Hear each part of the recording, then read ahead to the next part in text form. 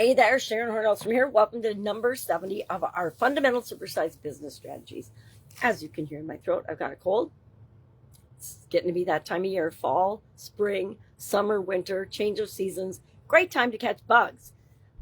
Plenty of them in supplies. Well, today we're talking about supply strategies or the supply chain strategies that we use to grow and build and supersize our business. This is one of those really important foundational strategies that every business, no matter what business you're in, needs to have documented and as a part of our standard operating procedures and part of our business. Why? Because managing our suppliers and our supply chain is a very important part of our process. Depending on the type of business will determine how critical that is for you. Now, I was in manufacturing for decades, at least 4 decades, and learned very early on that if we didn't have great relationships with our suppliers and our vendors, we were not going to have the things we needed to produce our products for our customers. And so did a lot of work on relationships with suppliers, did a lot of work on making sure that we had a relationship that was beneficial for both parties. So it's always got to be a win-win.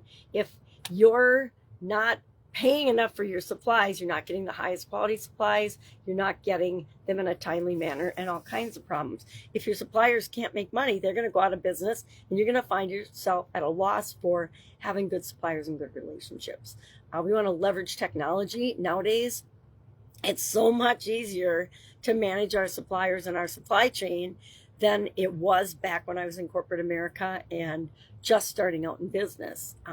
We didn't have all the technology we have now. We didn't have any of the tracking or computer information that we have now. It was a lot more labor-intensive, hands-on, paper-intensive challenge and communication challenge in terms of how we built those relationships than it is nowadays.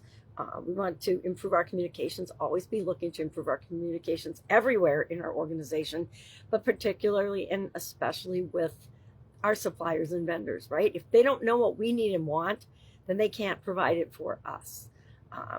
We want to reduce bottlenecks in that process whenever and wherever possible. And keep in mind that sometimes we are indeed the bottleneck. We don't want to be the bottleneck. Ensure timely delivery and cost effectiveness and cost efficiencies. And I would add nowadays scalability and the ability to be sustainable, right? And make sure that we're making the world a better place by joining forces with suppliers that have similar core values and beliefs about the world and making the world a better place that we have. If you don't care about that, then that's probably not one of your supplier selection criteria. Do you have a supplier selection criteria? Do you have a process that you run your suppliers through to determine if you want them to be your supplier or not? There are lots of possibilities of finding different suppliers and different relationships. You might as well form relationships with the ones that are most in alignment with your business and your beliefs and your values. I think that has been one of the big lessons I learned over my lifetime so far is that we can do business with people that give us the cheapest price, but we won't necessarily get the relationships and the things that we need.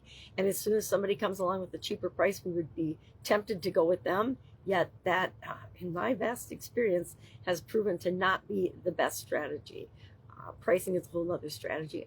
We talked about that. I have to go back in my list of 70 and see what I've covered and what I haven't, because that might be one we should revisit as well.